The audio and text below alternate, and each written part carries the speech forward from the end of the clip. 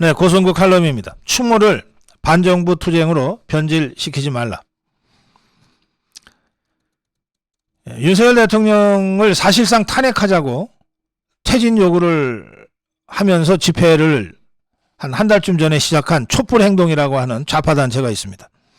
이 촛불행동은 이번 주 토요일 예정된 제13차 집회를 하는데 이태원 참사 추모 촛불 집회로 하겠다, 이렇게 고지했습니다. 노래와 음악이 없는 조용한 행진이 되면 좋겠다. 애도의 촛불을 함께 밝히고 유가족들의 아픔을 나누자. 뭐 이런 댓글들이 달렸다고 합니다. 추모를 반대할 생각은 없습니다.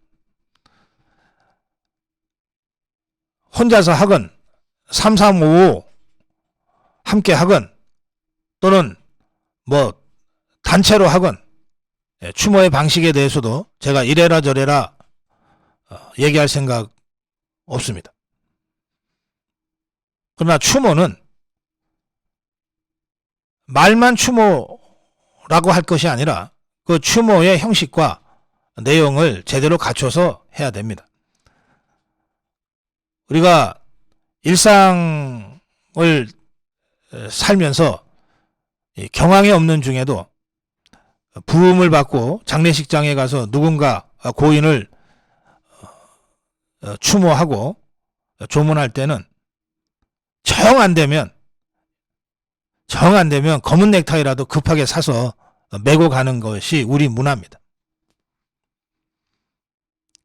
집회의 형식은 똑같이 하면서 집회의 내용도 똑같이 하면서 앞에 추모자 하나 달랑 갖다 붙인다고 반정부 투쟁이 추모 집회로 바뀌는 것은 아닙니다. 근데 더 나아가서 저는 이 좌파들의 이런 이 행동을 보면서 좀 더 근원적인 문제를 제기하고자 합니다. 좌파들은 기존 체제를 전복시키겠다는 분명한 이념적 목표와 행동으로 뭉친 자들입니다. 대한민국의 좌파들은 그 좌파를 이끄는 주도 세력이 또 다수파가 북한의 김일성 주체 사상을 신봉하고 북한 조선노동당의 적화 노선을 따르는 종북 주사파들입니다. 이 자들의 모든 행동은 대한민국 체제를 전복시켜서 대한민국을 북한 조선노동당과 김정은 세력이 이끄는 인민민주주의 공산주의 세상으로 적화시키는 것을 목적으로 하고 있는 집단입니다. 공산주의 좌파 세력의 핵심적인 태제 중에 하나는 목적이 수단을 정당화한다는 겁니다. 목적이 신성하고 정당하기 때문에 남조선의 적화라고 하는 목적이 신성하고 정당하기 때문에 그 대한민국을 전복시켜서 적화하는 데 필요한 모든 수단은 다 정당화될 수 있다. 국민적 슬픔과 국가적 재난도 대한민국 체제를 전복시킬 수만 있다면 얼마든지 적극적으로 활용해라. 이게 좌파들의 철학이고 좌파들의 신조고 좌파들의 행태고 문화입니다.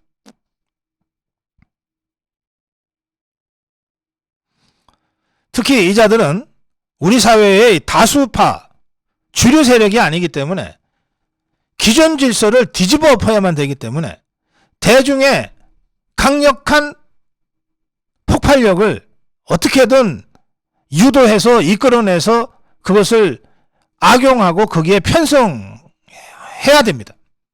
그래야만 우리 자유민주주의 세력, 자유민주주의 시장경제 법치를 수호하는 대한민국 자유우파 주류 세력의 간신히 맞설 수 있는 거예요. 이 대중을 이끌어내고 대중을 폭발시키려면 메마른 이성적 접근으로는 불가능하죠. 감성적 접근, 감성적 터치가 이 대중을 선동하는데 더 효과적이라고 하는 것을 100여 년의 좌파 혁명 과정을 통해서 뼛속까지 각인시키고 있는 것이 이 좌파들입니다. 어떻게 대중을 감성적으로 정서적으로 격앙시켜서 격동시켜서 정신 차리지 못하고 길거리로 나와서 소리치게 할 건가. 이게 좌파들의 선전선동술입니다. 레닌 이래 좌파 혁명가들 모두가 다 선전선동의 명수들이었던 것은 우연이 아닙니다. 김정일이가 김일성 밑에서 결국 후계자가 되고 권력을 잡게 된 것도 김정일의 선전선동 영역에 있어서의 탁월한 능력을 김일성으로부터 인정받았기 때문입니다. 지금 김정은 체제에서 김여정이가 상당한 역할을 하는 것도 김정은이의 여동생이라는 백두혈통의 특권도 있지만 김여정이가 선전선동 파트에서 실력을 발휘했기 때문입니다. 선전선동은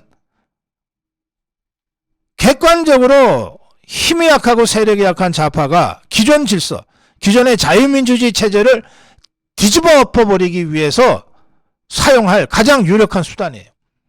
그 선전선동의 핵심이 대중을 감성적으로 정서적으로 격앙시키고 격동시키라는 겁니다. 그래서 이 자들이 선동을 위한 연설을 열심히 학습하고 훈련하고 마이크 들고 나서는 거예요. 그런데 대중 선동가의 선동보다 더 대중을 순간적으로 격동시키고 격앙시킬 수 있는 것이 문화적 접근입니다. 감성적 접근이에요.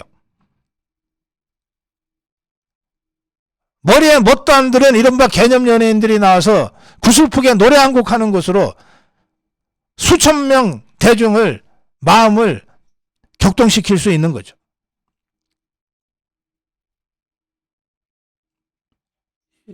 오 년 전, 10년 전 광우병, 세월호, 박근혜 대통령 탄핵 때마다 이른바 이 개념 연예인이라는 자들이 무대에 나서서 노래로 이 대중을 격동시켜 왔던 것은 우연이 아닙니다. 왜 이 자들이 헌한 대낮에 집회를 하지 않고 유독 밤에 합니까? 촛불이 주는, 횃불이 주는 선동성 때문에 그런 겁니다. 또 밤에 해야 5천 명이 5만 명으로 보이고 도망가기도 쉽고 밤에 불이 주는 그 선동성 때문에 대중을 격동시키기가 쉬워서 밤을 선택하는 겁니다.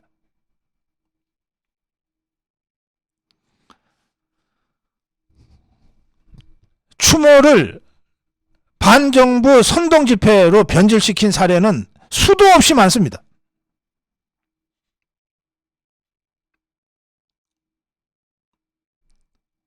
미군 훈련 때 불의의 사고로 효선 미선 두 어린 학생이 사망했는데 그 효선 미선 추모를 반미투쟁으로 변질시켜냈던 것이 좌파들이었습니다. 광우병 투쟁 때 집회 시위 과정에서 백남기 씨가 사망했는데 그 백남기 씨 사망으로 이르는 전 과정에서 백남기 씨 사망이라는 이 추모를 어떻게 이명박 정부를 압박하는 이 시위 수단으로 정쟁화했는지 여러분들이 잘 아실 겁니다.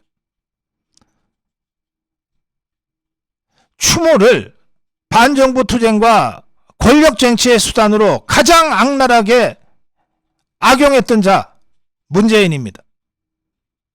팽목항에 가서 미안하다 고맙다고 글을 썼던 자입니다.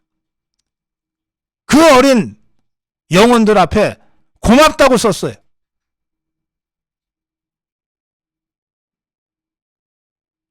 추모를 정치 투쟁으로, 추모를 반정부 투쟁으로, 추모를 좌파 이념투쟁으로 변질시켜 오고 그것을 최근에 들어서 여러 차례 성공시켰던 것이 이 좌파들의 이 추모에 대한 달콤한 기억일 겁니다. 그거 이번에 다시 한번 해보겠다는 겁니다.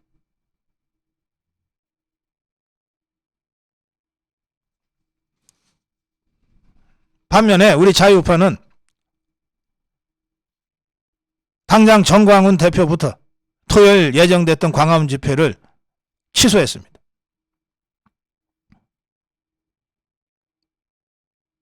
이것이 자유우파고 이것이 인간의 길입니다.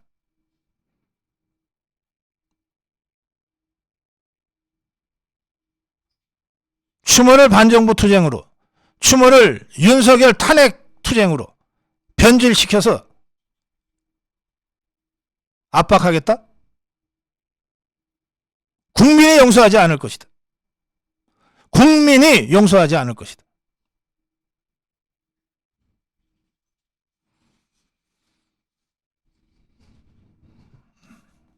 마지막으로 경고합니다.